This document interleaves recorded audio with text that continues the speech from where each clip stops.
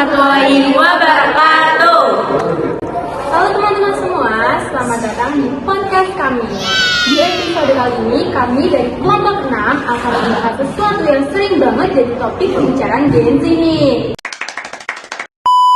yaitu apa itu pemimpin menurut Gen Z. Jadi, sebelum mulai ke pembahasan, kita kenalan dulu nggak sih? Halo semuanya, perkenalkan nama saya Zahra Juli Marinda. Saya Wafia Nida. Saya adalah Saya Khairunisa Jasmine Salsabila. Dan saya Messi Auratu Braja Nusantara. dan saya ada Sofia Fauzia. Nah, oke baik, seperti tadi yang disinggung oleh Zizi terkait pemimpin itu apa sih menurut Gen Z? Nah, kita Gen Z yang dikenal kritis, melek digital dan jujur saja, punya radar kuat, berbeda di mana sih yang benar pemimpin yang beneran real atau yang sekedar cuma copy dan kadang dari salah satu gestur kecil aja kayak sebelumnya udah kebaca. Astaghfirullahaladzim. Astaghfirullah. Astaghfirullah. Nah, dari situ muncul pertanyaan penting. Sebenarnya pemimpin ideal bagi Gen Z itu seperti apa sih?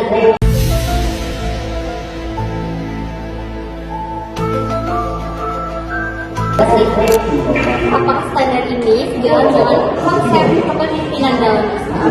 Nah, itu dia, apalagi di era digital yang kayak kita sekarang ini, semua apa aja itu bisa viral, semua bisa di zoom, di somo, dan dianalisis habis-habisan sama netizen. Kadang-kadang kita tuh merasa pemimpin itu harus begini-begitu kan, tapi Islam punya standar sendiri yang itu lebih kontroversial. Oke, jadi hari ini kita akan gabungin nih dua perspektif. Satu, harapan Gen Z, dan yang kedua itu nilai kepemimpinan Islam. Nice. Biar makin jelas, sebenarnya apa sih pemimpin ideal itu? Dan pastinya pembahasan kita bakal bersantai, komunikatif dan relevan dengan kehidupan mahasiswa. Oke, kalau gitu kita langsung masuk aja ke pembahasan pertama ya. Let's go. Oke, kalau kita lihat lebih dalam lagi, cara Gen Z memandang pemimpin itu nggak muncul tiba-tiba. Ada konteks besar yang membantu cara kita menilai seseorang nih. Kita hidup di era yang serba cepat dan serba kelihatan. Gen Z hidup di era full digital. Apa yang dilakukan pemimpin itu bisa viral dalam hitungan menit. Detik juga bisa, guys. Makanya kita butuh pemimpin yang jujur, terbuka, dan peka terhadap perubahan. Nah, dalam Islam, kepemimpinan itu bukan privilege, tetapi yang mana? Allah Subhanahu wa Ta'ala berfirman dalam Quran Surat An-Nisa ayat 58 yang berbunyi, Innallaha ya'murukum an tu'addul amati ila ahliha wa idza qamtum bainan nasi an taqumu bil 'adl. Innallaha ni'man ya'idukum bi. Innallaha kana sami'an basira. Yang artinya bahwa amanah harus diberikan kepada orang yang berhak. Artinya, memimpin itu bukan soal posisi yang terlihat keren, tapi tanggung jawab besar yang harus dijaga. Dan dari ayat tersebut, kita bisa paham bahwa pemimpin yang ideal adalah mereka yang mampu berlaku adil dan menjaga kepercayaan, bukan sekadar memegang jabatan, tapi benar-benar menjalankan perannya dengan integritas. Makanya itu guys, penting banget buat kita ngebahas ini. Karena pemimpin itu bukan cuma yang di negara, tapi juga ketua kelas, ketua himpunan, ketua panitia, bahkan pemimpin diri sendiri. Dan sebenarnya kita sebagai mahasiswa lagi dipersiapkan juga nih untuk menjadi pemimpin di masa depan. Jadi topik ini tuh bukan cuma hal yang jauh, ini tuh real banget ya, relate sama perjalanan kita sekarang. Oke, ekspektasi Gen Z terhadap pemimpin itu apa sih? Kalau ditanya pemimpin ideal versi Gen Z, sebenarnya kita tuh punya checklist tersendiri ya. Karena kita suka pemimpin yang autentik, yang kelihatan real, bukan yang semuanya tuh settingan atau pencitraan yang berlebihan. Terus juga pemimpin tuh harus transparan. Gen Z paling males sama kebijakan yang muter-muter. Kita pinginnya yang jelas, to the point, dan gak nutupin fakta. Nice. Yes, benar banget. Dan satu lagi, itu adalah pemimpin yang responsif. Karena hidup itu serba cepat. Kita butuh pemimpin yang tanggap dan selalu update. Bukannya hilang sinyal kayak lagi di basement. Oke,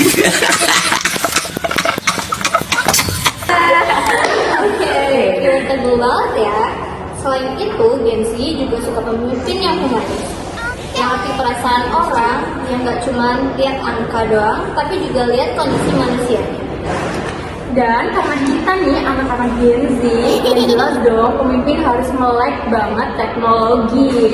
Di 2026 ini udah jadi syarat wajib minimal ngerti cara komunikasi yang rileks sama generasi sekarang nih. Nah, dan yang paling penting, pemimpin itu jangan anti kritik. Yang itu paling respect sama sosok yang open minded, mau dengerin pendapat dan gak baper kalau dikasih masukan. Betul. Apakah semua ini sejalan dengan prinsip Islam? Nah, dalam Islam, pemimpin disebut khalifah, imam, atau ulil amri. Allah Subhanahu wa taala berfirman dalam Quran surat Al-Baqarah ayat 30 yang berbunyi, "Wa idza qala rabbuka lil malaikati inni ja'ilun fil ardi khalifah qalu ataj'alu fiha man yufsidu fiha wa yasfiku ad-dima wa nahnu nusabbihu bihamdika wa nuqaddisu lak qala inni a'lamu ma la ta'lamun." Yang artinya bahwasanya manusia diciptakan sebagai khalifah di bumi, alias sosok yang punya peran penting untuk memakmurkan dan menjaga dunia ini. Jadi dari awal banget, saya itu udah ngasih sinyal bahwa kepemimpinan itu bukan hal sepele. Kita semua punya tanggung jawab dan peran dalam memimpin, sekecil apapun levelnya. Dan ada satu hadis Nabi SAW yang terkenal bahwa setiap kalian adalah pemimpin dan setiap kalian akan dimintai pertanggungjawaban atas kepemimpinan. Hadis riwayat Bukhari dan Muslim. Oke, kalau kita lihat dari perspektif Islam, para ulama seperti Al-Mawardi sudah menetapkan beberapa syarat penting bagi seorang pemimpin. Baik, sederhana tapi sangat-sangat dalam. Pemimpin itu harus adil dan juga bersikap fair dan gak berat sebelah. Lalu harus punya akhlak yang mulia. Karena tanpa karakter yang baik, kepemimpinan gampang sekali untuk goyah. Astaghfirullahaladzim. Astaghfirullah. Selain itu, pemimpin juga wajib berilmu, bukan cuma pintar ngomong, tapi paham apa yang dipimpin juga. Dan tentu saja harus cerdas atau fatanah. Bisa ambil keputusan yang tepat di waktu yang tepat. Terakhir, pemimpin harus berani dan bertanggung jawab, karena setiap keputusan itu bakal berdampak bagi orang yang banyak. Jadi, 5 poin ini bikin jelas banget loh dalam sejarah Islam. Pemimpin itu bukan hanya pintar, tapi juga harus berkarakter yang kuat. Sebenarnya, tujuan utama kepemimpinan adalah mewujudkan kemaslahatan dan mencegah kerusakan. Jadi bukan soal gaya, tapi manfaat nyata bagi masyarakat. Betul banget.